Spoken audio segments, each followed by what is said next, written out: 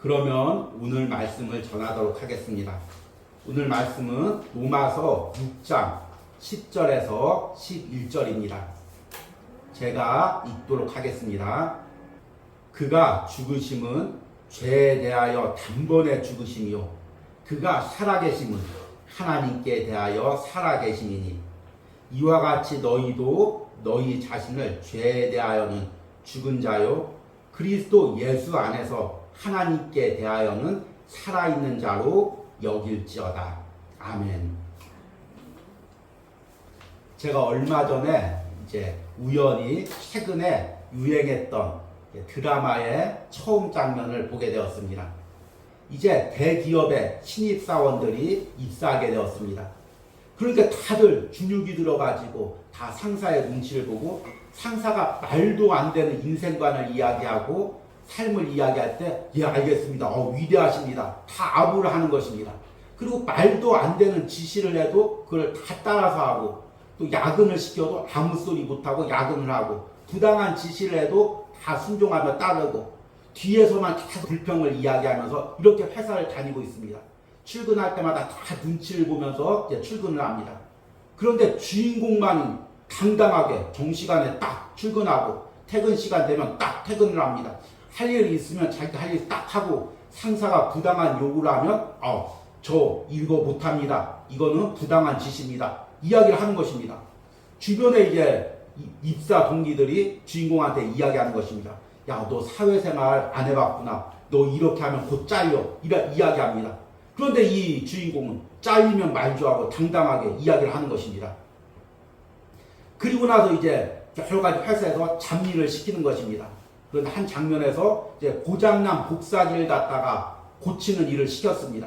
그러니까 동료가 막 일을 하다가 같이 일을 하다가 이 복사기가 그냥 순식간에 고장이 나서 검은 잉크 가루가 사방으로 날렸습니다. 그러니까 상사가 막 뭐라고 말도 안 되는 이제 꾸지람을 하는 것입니다. 근데 이 주인공이 당당하게 이건 우리 잘못 아니지 않습니까? 지시한 우리 과장님 잘못 아닙니까? 이야기를 하는 것입니다. 과장님이 너무 화가 나가지고 너희들 오늘부터 회사 나오지 마. 이 시간부로 너희들 퇴사야. 이렇게 이야기합니다. 그러니까 주인공이 당당하게 저 퇴사합니까? 알겠습니다. 전화 한 통화 써도 됩니까? 그리고 나서 바로 사무실로 전화를 하는 것입니다. 상무님이죠. 저 회사 그만 나오라는데요. 그랬더니 그 상대편에서 제가 곧 내려가 보겠습니다. 상무님이 그 위층에서 조르륵 내려오는 것입니다. 회사원들이 순간적으로 일어나서 상무님한테 인사합니다. 상무님이 딱 상황을 보고 도대체 어떤 상황입니까? 이야기를 묻는 것입니다.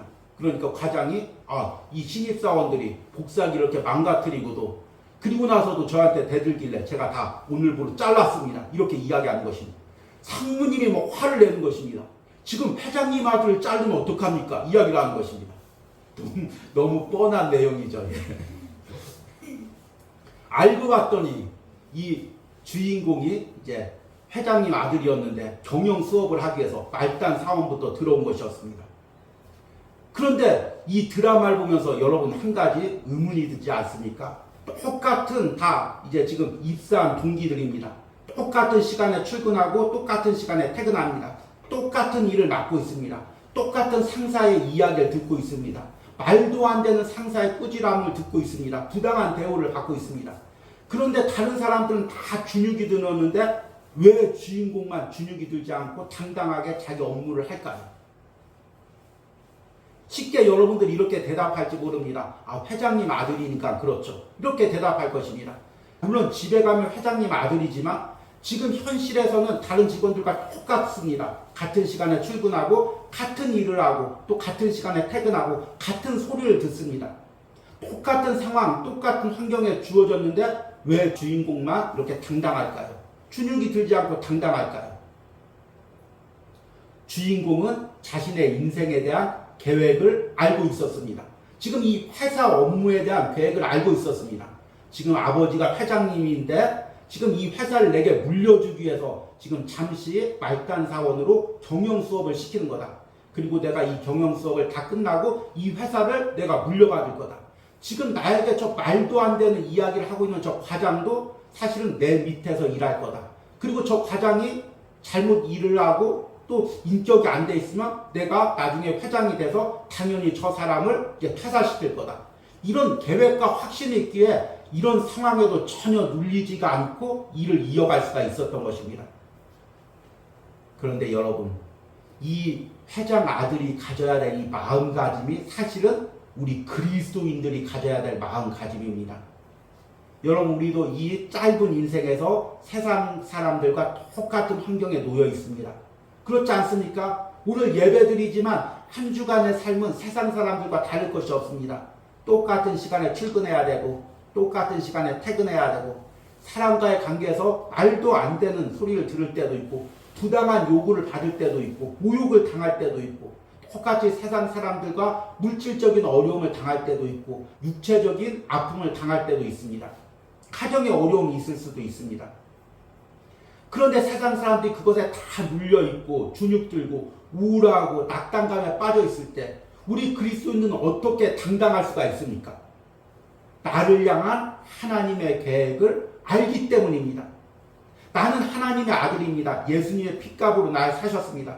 하나님께서 잠시 이 세상에 나를 남겨둔 것은 영원히 이 세상에서 살게 하기 위해서가 아닙니다. 이 세상에 사는 동안 예수님과 동행하면서 예수님을 닮아가면서 하나님의 거룩을 닮아가면서 거룩한 모습으로 하나님 나라에서 영원히 살기 위해서입니다. 성경에 보니까 우리가 예수님이 다시 오실 때 예수 그리스도와 함께 성도가 이 세상을 심판한다고 이야기하고 있습니다. 이 세상을 함께 다스립니다. 예수님과 함께. 그런 위치에 우리가 있는 것입니다. 그런데 그 세상 사람들의 그 말에 왜 우리가 눌리고 주눅들고 왜 우리가 의기소침해져야 됩니까? 나를 향한 하나님의 계획을 알지 못하기에 계속해서 세상 사람들과 똑같이 주눅을 들고 낙담이 되는 것입니다. 우리가 6월 한 달 동안 로마서 6장 묵상을 통해서 그리스도와의 연합에 대해서 묵상했습니다. 그리스도와의 연합이 어떤 의미입니까? 하나님께서 나를 구원하시기 위해서 예수님을 갖다가 십자가에 내어주셔서 나의 죄를 십자가에서 다 피 흘리시게 하시고 또 예수님을 살아나게 하셨습니다. 그래서 예수님을 믿는 사람은 하나님께서 어떤 죄에도 불구하고 그 영혼을 의롭다 칭하시고 그 영혼을 구원해 주셨습니다.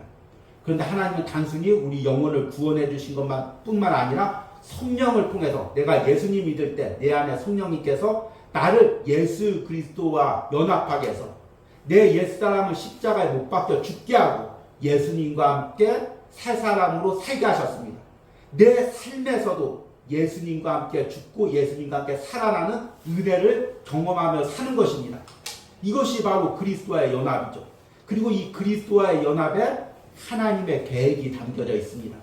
단순히 우리 영혼 구원하고 끝나는 것이 아니라 이 땅에 살면서 나의 죄된 몸까지도 내 몸에 남아있는 죄된 습관까지도 내 입술과 마음에 남아있는 죄된 영향력까지도 다 예수님과 함께 십자가에 못 박혀 죽고 부활하면서 예수님을 닮아 거룩한 존재로 변화시켜 하나님과 함께 영원히 하늘에서 살려고 하는 하나님의 계획이 담겨져 있습니다. 이 일을 하시기 위해서 어떤 역사가 일어나냐면 예수님이 내 안에 계십니다. 예수님이 나와 동행하는 거죠. 성령님이 내 안에 계십니다. 예수님이 나와 동행하고 성령님이 내 안에 계시는데 무엇이 두렵겠습니까? 이 역사가 지금 내 삶에 일어나고 있는 것입니다. 예수님 믿고 구원받은 사람은 지금 이 역사 가운데 살고 있는 것입니다. 이 그리스도와 연합이 단순한 교리가 아닙니다. 성경의 이론이 아닙니다. 지금 실제적으로 내 삶에 일어나고 있는 하나님의 능력과 역사입니다. 여러분들이 이것을 선포하며 살기를 바랍니다. 오늘 로마서 6장 10절과 11절은 이 그리스도와의 연합이 실제적으로 이제 내 삶에 어떻게 선포되어야 될지를 이야기하고 있는 말씀입니다. 오늘 10절 말씀을 제가 다시 한번 읽겠습니다. 그가 죽으심은 죄에 대하여 단번에 죽으심이요 그가 살아계심은 하나님께 대하여 살아계심이니. 로마서 6장 1절부터 지금까지 계속 반복했던 예수님이 십자가에서 죽고 살아났음을 10절에서 다시 이야기하고 있습니다. 그런데 10절에서는 그동안 하지 않았던 단어를 하나 첨가하고 있습니다. 그 단어는 무엇이냐면 단번에라는 단어입니다. 단번에란 어떤 의미일까요? 반대말이 반복된다. 그러니까 단번에는 반복되지 않는다. 왜 반복돼야 될까요? 인간이 하는 모든 행동은 사실은 반복되는 것입니다. 어떤 사람이 완벽하게 일을 끝냈어도 그 일이 1년이 지나고 10년이 지나면 반복돼야 됩니다. 어떤 사람이 완벽한 기술로 다리를 만들었습니다. 그런데 10년, 20년이 되면 그 다리가 녹슬고 또 하자가 생기는 것입니다. 그러면 계속 반복해서 보수해야 됩니다. 인간이 하는 모든 행동은 다 반복되어야 됩니다. 단번에 한 번에 완전하게 끝마칠 수 있는 능력을 가진 인간은 아무도 없습니다. 그런데 그가 죽으심은 죄에 대하여 단번에 죽으심입니다. 인간의 모든 행동이 그 여러 번 반복돼야 되는데 그 강력한 죄, 사망의 권세에 대해서 예수님이 단번에 죽었다는 것입니다. 어떤 성인이, 어떤 종교 지도자가 단번에 죄를 없앨 수가 있습니까? 수많은 고행을 해야 되고 또 수많은 또 노력을 해야 되고 수많은 다르게 살기 위해서 노력을 해도 그 죄를 없앨 수가 없는 것이 인간의 한계입니다. 그런데 예수님께서 단번에 십자가에서 죄에 대해서 죽으셨습니다. 이 단번에라는 단어가 주로 히브리서에 많이 반복되고 있습니다. 대표적으로 히브리서 9장 11절에 보니까 염소와 송아지의 피로 하지 아니하고 오직 자기의 피로 영원한 속죄를 이루사 단번에 성소에 들어가셨느니라. 인간 제사장은 여러 번 죄를 지을 때마다 성소에 여러 번 들어가야 됩니다. 백성들의 죄를 위해서, 자기의 죄를 위해서 여러 번 성소에 들어가야 됩니다. 그러나 예수님은 단번에 십자가에서 우리의 인간의 모든 죄를 다 사하셨습니다. 그리고 나서 그가 살아계심은 하나님께 대하여 살아계심입니다. 단순히 십자가에서 죽고 끝난 것이 아니라 하나님께 대하여 살아나셨습니다. 그리고 지금도 살아계십니다. 예수님께서 왜 지금도 하나님 앞에서 살아계실까요? 하나님에 대하여 살아계시다는 것입니다. 왜 지금 이 이야기를 하고 있는지 11절에 이 이야기가 나옵니다.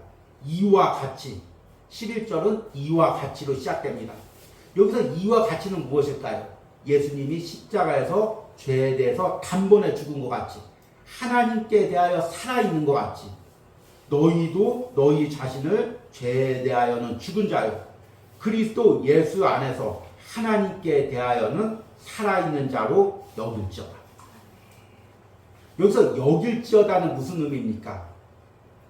사실 이제 한글로 여기다는 말은 어떤 실제적인 것 아닌 것을 실제적으로 여기는 그런 의미입니다.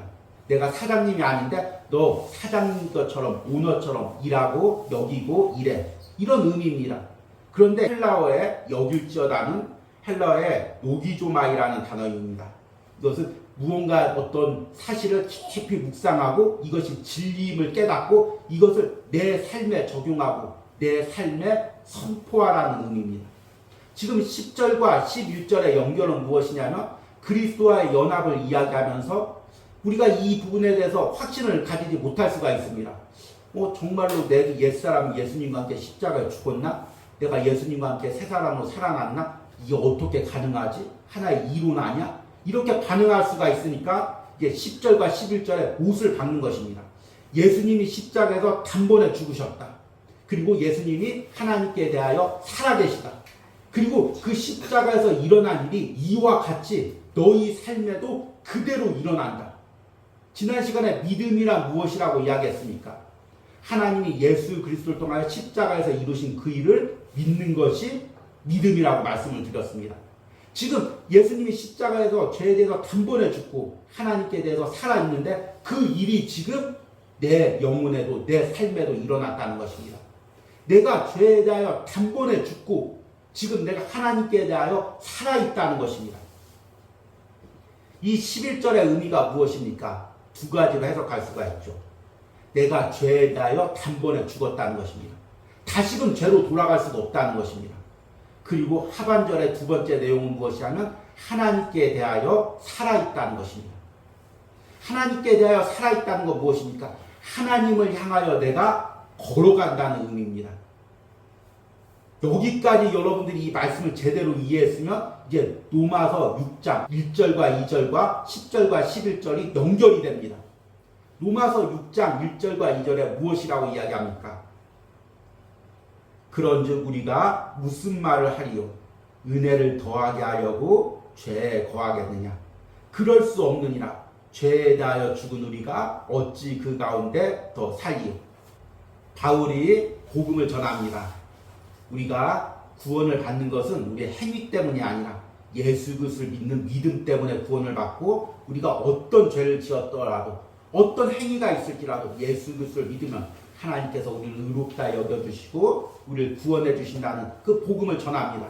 그러니까 반대파들이 특히 율법주의자들이 그러면 우리가 어떤 죄를 져도 구원을 받으면 많이 죄를 져도 상관없지 않느냐, 이렇게 이제 질문을 합니다. 이 질문은 아마 현대 사람들도 많이 하는 질문이고, 믿는 사람들 중에서도 은연히 갖고 있는 생각이죠. 내가 어차피 예수님 믿고 구원 받았으면 이제 내 삶에서 죄를 져도 아무런 상관없지 않느냐, 어차피 구원 받는 거 아니냐, 이렇게 생각하는 사람들이 많이 있습니다. 그런데 바울이 2절에 그럴 수 없느니라. 죄에 대하여 죽은 우리가 어찌 그 가운데 더 살리요? 그리고 나서 바로 10절로 가보면 예수님께서 단번에 죄에 대해서 죽으시고 하나님에 대해서 살아있습니다. 그리고 11절에 이와 같이 너희도 죄에 대하여 죽은 자요 하나님께 대하여는 살아있는 자로 여길지어다. 이미 우리는 죄에 대해서 죽고 하나님께 대하여 살아있고 하나님을 향하여 걸어가는 존재입니다. 하나님을 향하여 앞으로 걸어가는 존재입니다. 그런데 어떻게 다시 뒤를 돌아서 죄 가운데 거하면서 죄를 지으며 살 수 있겠냐는 것입니다. 그것은 하나님 뜻이 아니라는 것입니다. 하나님이 허락하는 삶이 아니라는 것입니다. 하나님이 기뻐하는 삶이 아니라는 것입니다. 나와 함께 걸어가시고 계신 예수님이, 내 안에 계신 성령님이 허용하지 않는 삶이라는 것입니다. 그래서 복음을 제대로 깨달았다면, 지금까지 이야기했던 구원을 제대로 알았다면 그런 질문을 할 수조차도 없다는 것입니다. 내가 어차피 구원받았으니까 죄를 지어도 또 괜찮은 거 아니냐, 이렇게 생각하는 사람은 복음 자체를 이해하지 못했다는 것을 내가 스스로 인정해야 된다고 말씀을 드렸습니다. 왜 그런지가 이제 한 달 동안 로마서 묵상을 하면서 여러분들이 깨달았을 것입니다.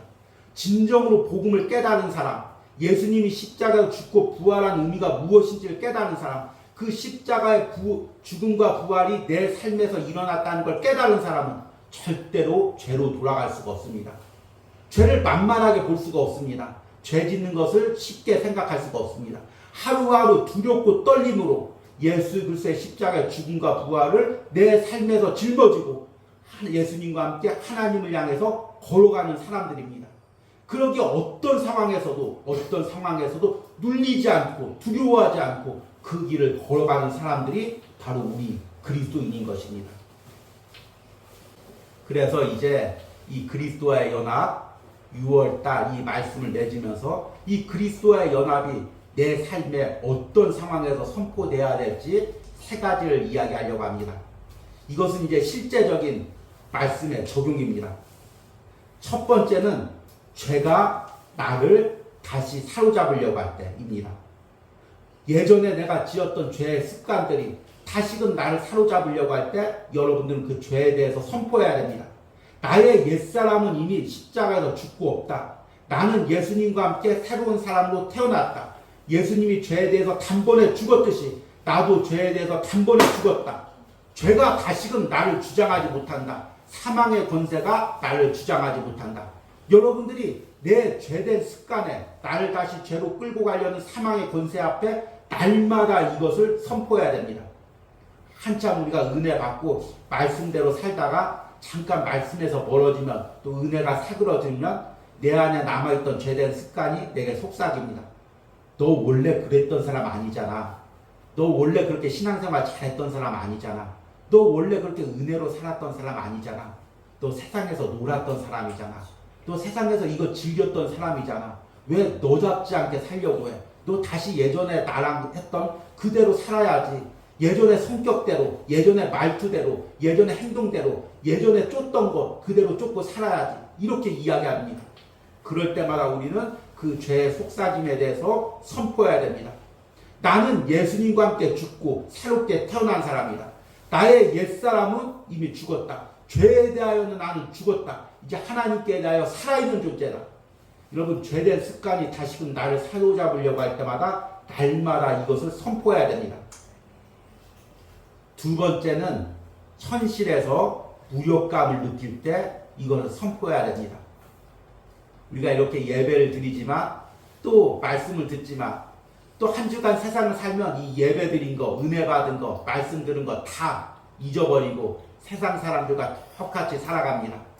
똑같이 한 달 어떻게 살지 경제적인 염려를 하고 똑같이 육체적인 아픔 때문에 고통당하고 자녀 교육할 때 똑같이 염려하고 노후를 똑같이 염려하고 또 집값 걱정하고 또 물가 걱정하고 여러 가지 세상 사람과 똑같은 걱정을 하고 살아갑니다.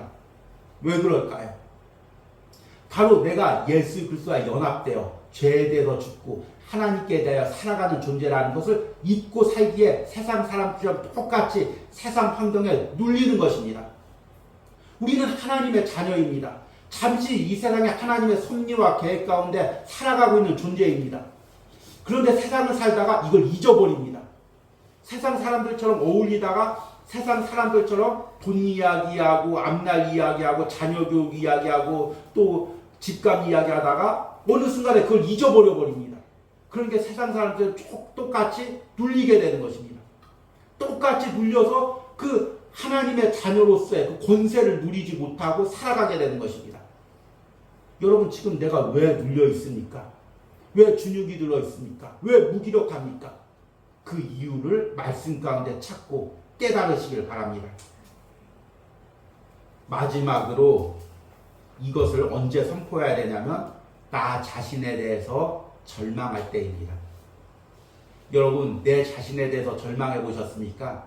특히 우리가 신앙생활을 하면서 주일을 하면서 나 자신에 대해서 절망한 적이 있습니까? 이제 내가 죄에 대해서 죽었다고 생각하고 다시는 죄를 멀리하고 하나님 뜻대로 살아가기로 결단했는데 다시금 죄에 대해서 무너지는 내 자신을 보고 절망하지 않습니까? 내가 주의를 하면서 나의 무능력함에 나의 지혜 없음에 매 순간 절망하지 않습니까? 그때마다 사탄이 내게 속삭입니다. 야, 너는 예배 드릴 자격도 없어. 너는 주의를 할 자격도 없어. 그 능력으로, 그 지혜로, 그 실력으로 무슨 주의를 한다고 해요. 그때마다 여러분 선포해야 됩니다.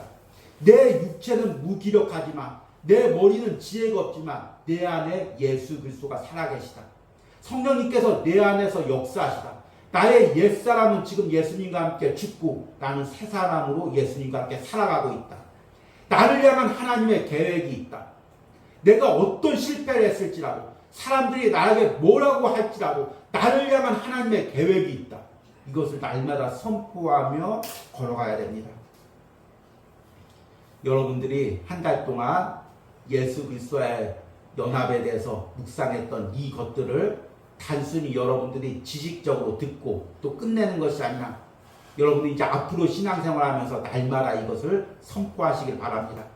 그래서 세상의 어떤 죄된 권세도 나를 무기력하게 하는 세상의 어떤 힘도 내 안에 절망을 가져다주는 어떤 악한 세력의 속삭임도 여러분들이 말씀을 선포하면서 날마다 이겨가는 은혜가 있길 바랍니다. 그래야 예수님과 동행하며 예수님을 닮아가며 거룩한 모습으로 하나님 앞에 서시는 은혜가 있기를 간절히 축복합니다.